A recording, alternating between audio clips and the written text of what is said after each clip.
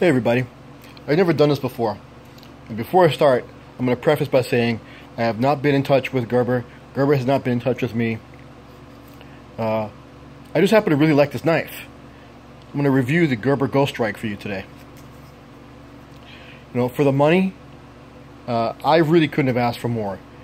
I got it for I think $28, and to be honest with you, despite a couple pros and cons, I'll go through those.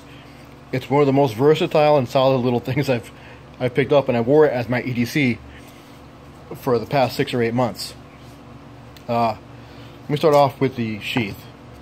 It comes with this Kydex sheath. The belt loops are modular. You can take them and shift them over to wear it either vertically or horizontally. Which I've changed it a couple times. I recently just changed it to this position.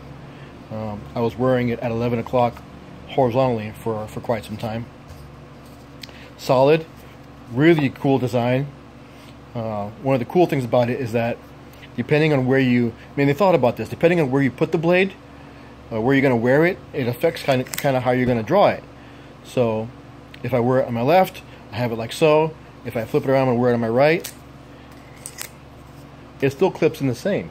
It's solid. They did a great job here with the retention system for the knife.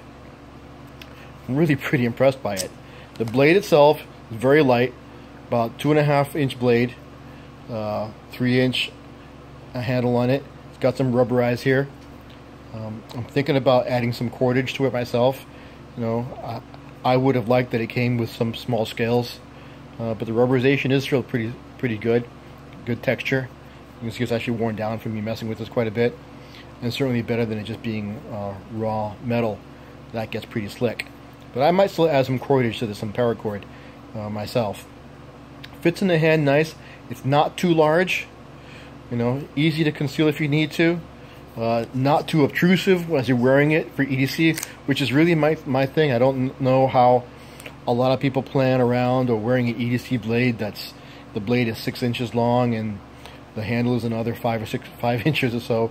How do you get away with that? I mean, where you're at, down south or whatever you're doing, or out in the country, no problem. But walking around in an urban environment or in a work environment, kind of covered up, I wear something much smaller. And for the longest time, I wore something much smaller than this as well, with just a 2-inch blade and maybe a 2.5 or 3-inch handle on it. Because for me, it's more important to be able to conceal it and deploy it quickly.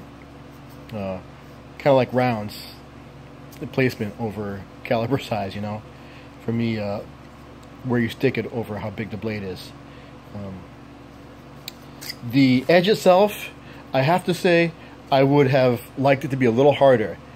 You know, I did some training with this blade, cutting on some paper and some cardboard and some targets. You might have seen it one of my other previous posts. The edge has a little bit of deformation on it that I'm surprised about. But again, when you're talking about, I can fix that myself in 5 minutes. For the money, this is one of the best little EDC blades that I've seen. Especially considering how versatile it is. You know? So anyway, the Gerber Ghoststrike, if you're looking for something cheap, solid, easy to carry, and that's not going to break your heart if you have to use it and it gets taken from you. That's also a big aspect of what kind of my choices. I just picked up, I got it as a gift, the Bastinelli Pica Karambit. I want to wear that as my EDC. God forbid someone tries to take that, confiscate it from me, because they're going to have some serious problems. I love that blade, and it's way too expensive to be giving up.